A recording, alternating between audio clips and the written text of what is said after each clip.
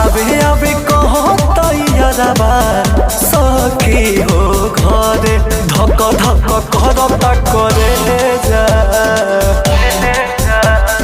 धक धक करता करे जा पियाबा के घरे धक धक करता करे जा पियाबा के घरे।